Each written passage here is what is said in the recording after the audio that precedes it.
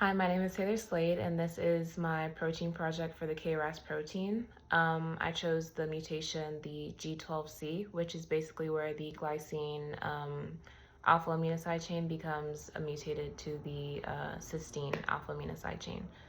The KRas protein itself is going to be associated with a group of genes called the oncogenes. And this group is susceptible to becoming cancerous should they mutate, which is going to be important in a second.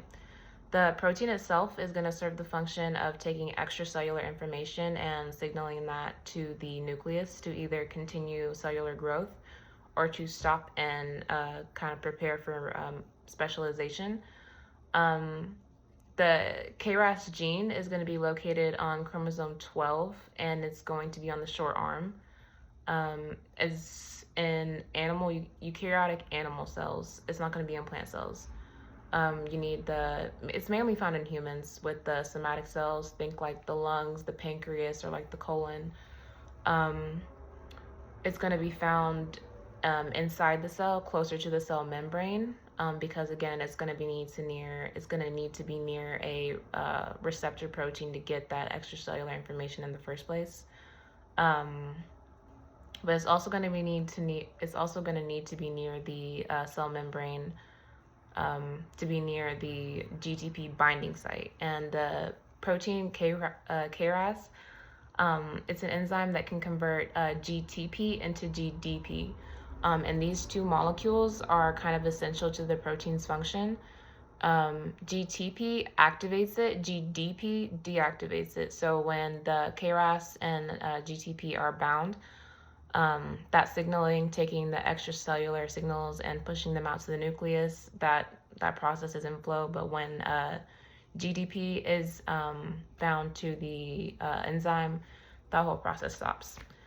In terms of cellular makeup, not molecular makeup.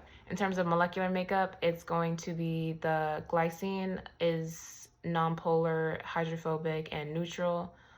That kind of limits what it is able to bind to. The functional groups for that amino acid is going to be the carboxyl and the amine. But again, it's only going to be able to bind to other hydrophobic amino side chains, which is different compared to the mutated KRas protein. The KRas protein, when it is mutated, that looks like unregulated signaling. Basically what happens is that there's an increase in GTP binding, but the actual conversion of GTP into GDP, that's going to decline. So again, with the mutation, it's going to be excessive signaling to the nucleus to continue growth. And remember that the KRas protein is going to be an oncogene, so it can become cancerous very easily. In terms of molecular makeup, that's going to be the cysteine instead of the glycine, and the cysteine amino acid is, we say it's nonpolar, but it does actually have a slight polar charge. But since that charge is so weak, it's still not hydrophobic like we would expect it to be. It's still hydrophilic like we would expect it to be. It's still hydrophobic. So we say it's nonpolar kind of out of convenience. So the cysteine is going to be nonpolar, hydrophobic, and still that neutral charge. In terms of functional groups, it is also going to have the carboxyl and amine groups, but it's also going to have one of the thiol groups. And cysteine itself is kind of unique compared to the other amino acids because it is able to bond covalently to other cysteine side chains, as well as like specialized drugs, and also again the other hydrophobic groups. So comparing the two, the mutated protein definitely has more variety in what it is able to form connections with, which again can cause trouble because it can expedite the growth of the tumor, the cancer, and that can hurt the host organism, not only the cell but also the host organism. Cancer can be lethal. For my model, this is the normal protein. This is going to be the receptor protein. This little orange line is going to be the cell membrane receptor protein, like on the border of it. The little spikes on the puffball are meant to represent the signals coming, like, in and out towards the KRas protein. The buttons, all the buttons, that's supposed to be just one protein. The jewel is the GTP. This is going to be the GDP. If these two were flipped, these signals, these green little lines right here, the signals, they would not be there. Because again, the GDP does deactivate that protein. What my finger is holding right here is going to be the nucleus. So the protein is signaling to the, the receptor protein is signaling to the KRas protein, and it's taking that information and is putting it into the nucleus to make the cell get bigger. Let's see. And this is going to be the mutated version of it.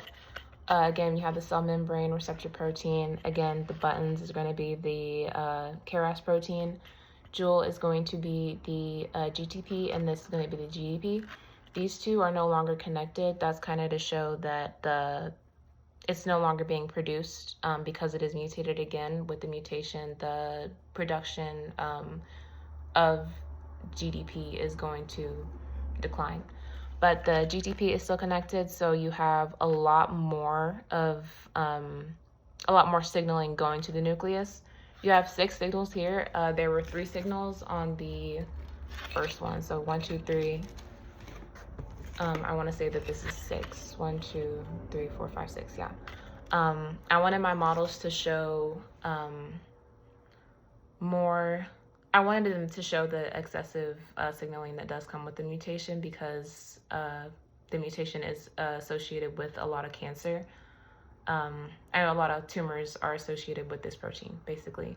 Limitations as far as the 3D models go, I would say they do focus a lot more on, they don't focus as much on the actual mutation that is the glycine to cysteine. Yeah, it doesn't really focus on that. It focuses more on the impact of the switch. So yeah, those are my limitations, and that is my project.